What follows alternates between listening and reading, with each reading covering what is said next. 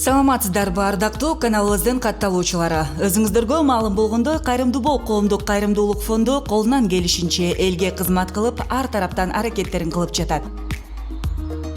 Ошону менен бирге YouTube каналыбызга жарнамаларды кабыл алабыз. Жарнама боюнча 0557 50 80 33 номерлерине байланышсаңыздар болот. Бул жарнамалар бизнес үчүн эмес, ушул фонддун эмгек жамаатынын ишин жакшыртуу жана медианын чыгашаларын камсыздоо үчүн сунушталат. Жарнамалар төмөнкү багыттарда жарыяланат: такси кызматтары, жеке бизнес өнүктүрүү, тамак аш азыктары, курулуш багыттары, жумушка кабыл алуу, документ бүтүрүү жана ошондой эле YouTube каналыбызга ссылка менен бөлүшүү жана башка тармактар. Эскертүү: халал эмес өндүрүштү колдоо жарнамасы кабыл алынбайт. Биздин аракеттер элдин бейпилдиги.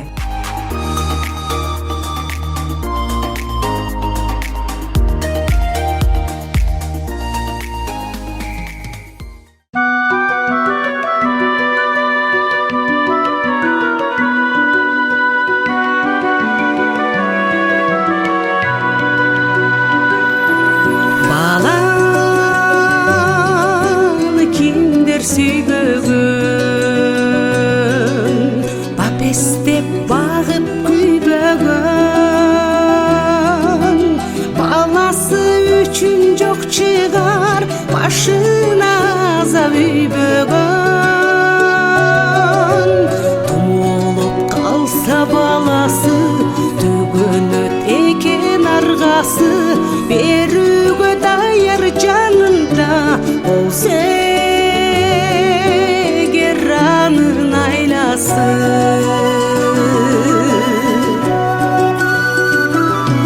Кызыгы болбос дүйнөнүн, кыйналып бала бакпаса, унутат кыйын күндөрүн, эмгегин улуу актаса.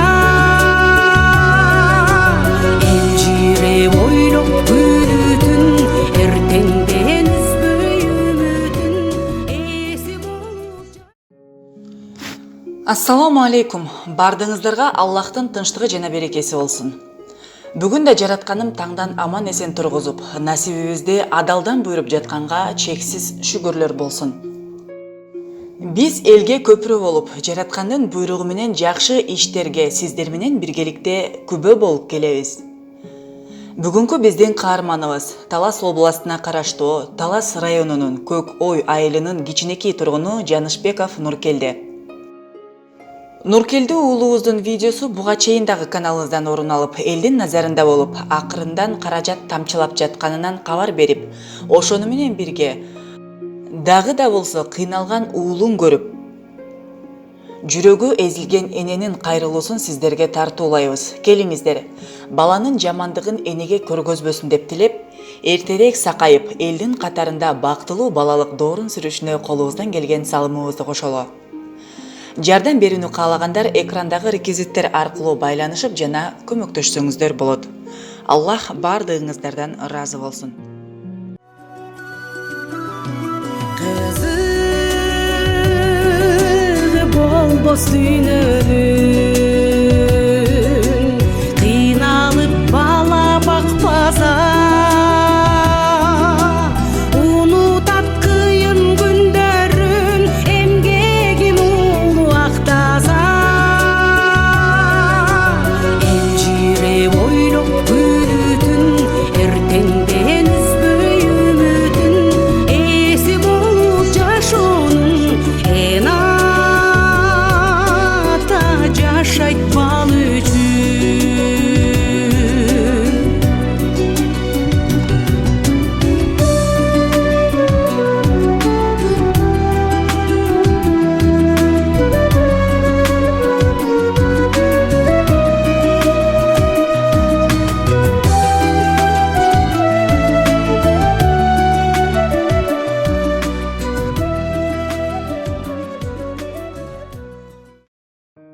Assalam.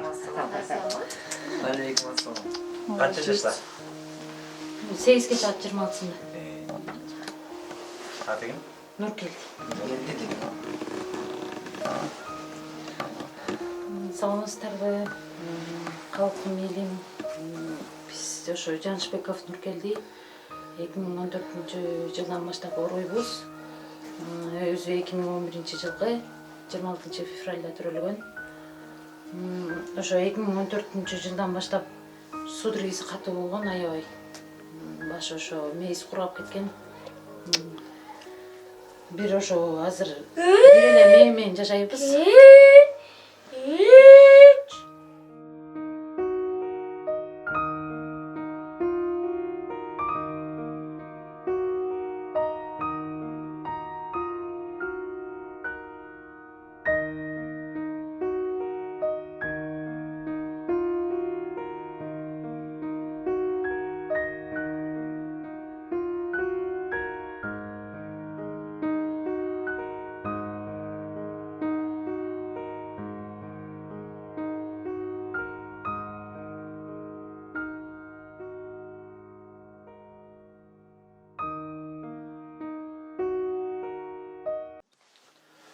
Assalamu alaikum, урматтуу менин бир туугандарым, бир бауырларым. Мен сиздерге ушундай бир жылмаюу менен, жүрөктөгү бир мээрим менен кайрылгым келет. Себеп дегенде сиз кандай боорукерсиз, кандай берешен, жараткан Алла Таалам сизди кандай жакшы адам кылып жараткан. Ошон үчүн жакшы адамдарга жакшы жүрөктүн тереңиндеги, жүрөктүн бийик бир кол жеткис деңгээлиндеги сөзүмдү айткым келет. Себеби ушул мен дагы ушу сиздерден жардам сурагым келет. Себеп дегенде Нуркелди уулубуз бүгүнкү күндө бир аз ушу жаратканын берген сыноого чалдыгып, бир аз ооруп турат. Ал эми Нуркелдинин апасы мынакей азыр кандай көз жашы төгүлүп, карегинен жаш тамып турса, а балким бир тууган сиздин жүрөгүңүздөн кан тамып, жүрөгүңүз ыйлап тургандыр.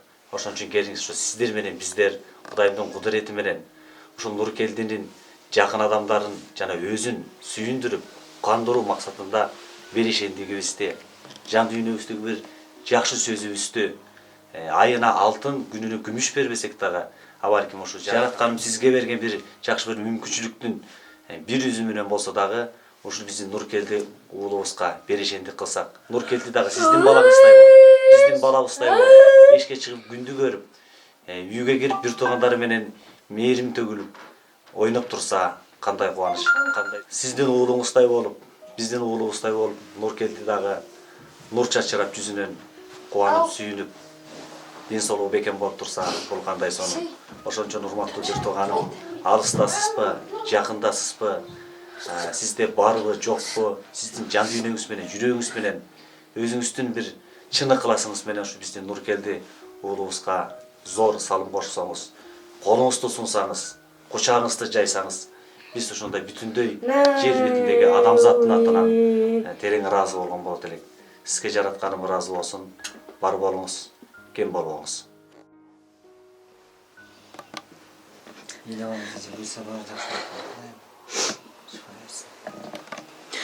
Ушу жакшы болуп кетсе экен деп тиленем Кудайдан. Омнум алып.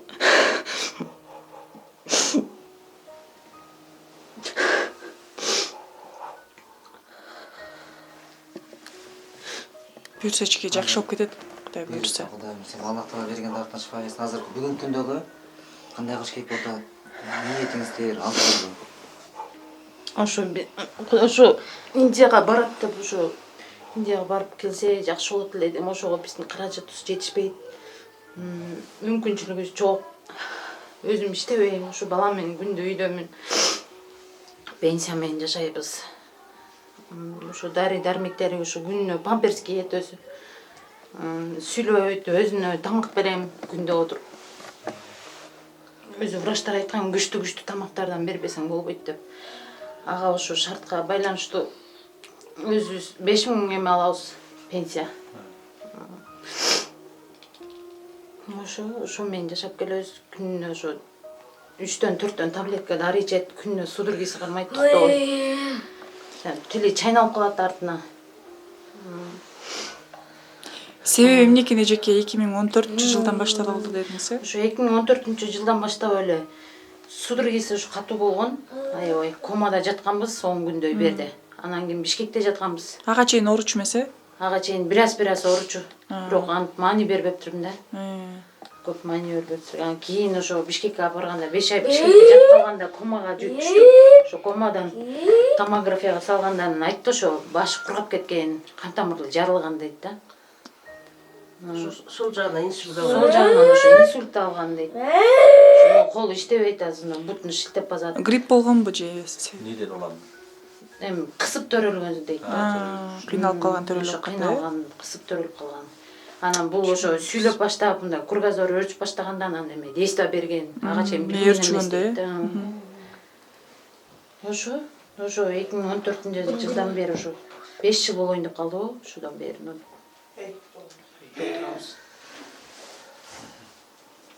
Байкелер келген, Азамат байкелер. Ошо эме Индияга жакшы эме бар, жакшы врачтар бар депчи. Ассаламу алейкум. Анан ошо рахмат эме Азамат байкеге да ушинтип келип колдоп келип тартып иштеме кылып атканына да.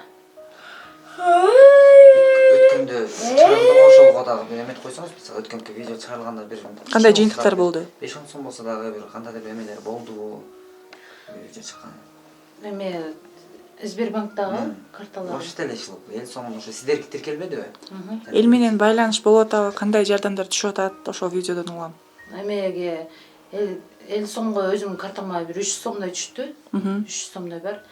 Анан Сбербанкта ошо көбүнчө россиялыктар салып атат. 1000 сом, 1000 рубльден баштап 500 рубльден салып атат. Кечеби мурдан барып текшерсем ошо 17.000 сомдой бар. Индияга барып келиш үчүн канча каражат керек экен жалпысынан? Канча $5000 деди го дейм. $5000 барып келгени менен 6000 болот экен да. Жол кирелер да бар. Ошо жол кирелер анын исми. Эми ошол эме азыр жанагы жөнөтүп аткан адамдарга ыраазычылыгыңызды билдирип, анан алардын үй бүлөсүнө амандык, ушул жакшы эместилер. Ошо элиме рахмат. Ушу балама ушинтип акча чогултушуп берип атканына. Баарыңыздарга ошо ден соолук каалайм. Эч кимиңиздер оорубаңыздар мынтип. Ошо элим бар экен, ушундай эме жардам болуп атат. Ошо ыраазымын баарыңыздарга. Элибизге баарыбызга ыраазыбыз. Папасы барбы? Жумушта. Канча балаңыз бар? Эко, бир кыз, бир балам бар.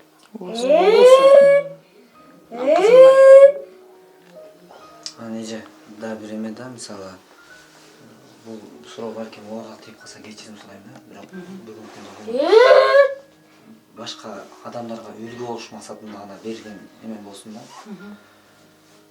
Бүгүнкү күндө биз азыр мына карылар үйүнө барып атабыз. Жакшынакай оорукчан эмес, татынакай турган апасын карылар үйүнө алып барып тапшырып атышат да. Бүгүнкү күндө көрүнүшчү. Бирок негедир энелер балдары ооруп турса дагы, кыйналып турса дагы, ушинтип баса албай, сүйлөй албай турса дагы, ордуна кысып, өмүрүнүн акырына чейин сүйрөп жүргөн эне жашап жатат. Себеби эмнеде? Мисалы ошол баласы ойлонуп карыларын алып барып өткүзүп атканда, эчтекен ойлонбой койгондой сыяктуудай, сизде да мындай ошондой балдарды ошол балдар жана эмесине алып барып өткүзүүгө же ушундай сыяктуу жашоодо баягы кыйынчылыктар болуп кетип, мондай баягы иштейин десеңиз акча каражаты да тартышып атпайбы? Иштейин десеңиз буну таштап кете албай атасыз. Буну таштап койбойн десеңиз каражат керек болуп атат. Кыйын күндөр өтүп атат да. Ошондой мезгилдерде ушундай ойлор болдубу? Балким ошондой эми Жок, Кудай сактасын, андай болбойт. Антип ойлогон да эмесмин. Мага ошо главный балам аяп кетсе болду. Башка керек. Кудай буйрса, Кудай буйрса. Жана буйрса баары жакшы болот. Азыр жакшы күчөп өтүп калды. Мынакей урматтуу бир туугандар, бул жерден мен айтайын, бул берген суроомдо негизги өзөгү ошол эмеде жатат да. Мисалы эмне үчүн адамдар ушундай бар кезибизде барташып, бири-бирибизди сыйлашып, мынакей ушул эле үй бүлөдө мына өткөндө келдик, өткөндө да келип ошо видео чагылдырганыбызда дагы мынакей чоң эне отурат, ада ошентип бул бир тууганыбыз менен бир үйдө бир адам сөзсүз түрдө болушу керек. Күндүр түндүр жанында ошол бир караан болушу керек. Анан чындыгында оор жагдай, бирок мындай эле ууп коюштук бул оңой нерсе, бирок келип чыдап туруштук бериш бул өтө кыйын нерсе. Ошон үчүн кыргыздар кыйынчылыкта бири-бирибизди таштабаган элбиз деп чакырыгыбыз жасалып келет. Бирок чакырык жыйынтыксыз эмес, баары жакшы жыйынтык менен. Ушул көптөн катарында ушул Нургелди Бектуганыбыздын дагы мекендешибизден, кичинекей энебиздин ден соолугу жакшырып, эртең коомдо өз ордун таап, ушул энени сүйүнтүп кубантып, мондай ыйды көрүп атасыз, биз көрүп атабыз, бирок ушундай кайгынын көз жашы, кубанычтын көз жашына айланган учурлар көп. Бирок ошонун катарында да сизде да болсун, сүйүнүп кубанып, мына ушундай ошол айтып атат мына азыр салган каражаттар. Ушул сиз көрүп турган видеодогу экрандагы Сбербанк карта ошол эле эл сом WhatsApp номер, мына ушул эжебиздин өзүнө таандык жөнөткөн видео деме реквизиттер өздөрүнө келип түшөт. Колуңуздан келсе, энени бартаган, ушул кичинекей уулду бир эртең келече жакшы болсун дегендер дагы да чакырып калабыз. 5-10 сом болсо дагы салымыңызды кошуп туруңуздар. Assalamu alaikum урматтуу мекендештер. Мына азыр сиздер көрүп аткандай эле Аллах Тааланын сыноосу өтө оор тагдырлар көп. Негизи бул маселе боюнча биз кичине аракет кылып атабыз. Шифа Аллахтан дуа кылайлы. Эгер дуа кылып Аллах Таалам кабыл кыла турган болсо, көп нерселер өзгөрүшкө мүмкүнчүлүк бар. Бардык нерсе Аллахтын колунда. Келиңиздер, чогуу дуа менен биргеликте. Жалаң эле акча маселе эмес, акча маселени эч качан чечкен дагы эмес. Аллах кааласа, ошол акчасыз маселелер чечилип келет. Биз азыр эң биринчиден дуа кылайлы. Экинчиден, ушул кол көрсөтүп, ушул жигиттин оңолуп кетүүсүнө кичине каражат жетишсиз экен. Ошол каражатты да чогултуп берели. Эң негизгиси бизге дуа. Дуа кылыңыздар, андан кийингиси эле ошол каражат маселесин чогултуп берсек, буюрса ушул жигит мына сон сулуу жакшынакай жигит экен. Ушул апасынын көз жашыны бир кубанычтын көз жашына айландырганга себепчи болуп калат буюрса. Ушу барыңыздар, ушу дубаңыздарды бериңиздер. Бул балабызга бир гана операция эле керек экен да. Ошол каражат жагынан барыбыз кол сунсак, бизден уулубуз басып, үйлөнгөн күнүн дагы көрөлү. Апасы кубанып ошо жакшы күндөргө барышына биз себепкер болсок, жакшы болот эле, Азамат. Ошон үчүн биздин улуу кыргыз элим, алтындарым, келиңиздер ушул биздин өбөгүбүзгө бир жакшылап кол сунуп жардам берип коелу. Биз ишенебиз, ошо жерибизде тынчтык болсун, оорубаңыздар, ден соолукта болуңуздар, ошо балабыздын жакшылыгында бирге бололу.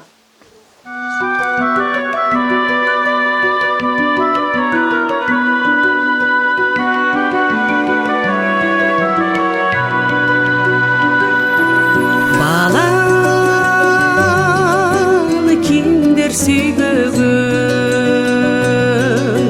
бапестеп багып күйбөгөн, баласы үчүн жок чыгар башына азап үйбөгөн.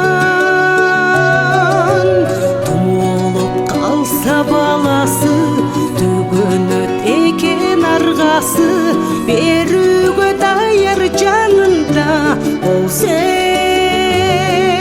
эгер анын айласы.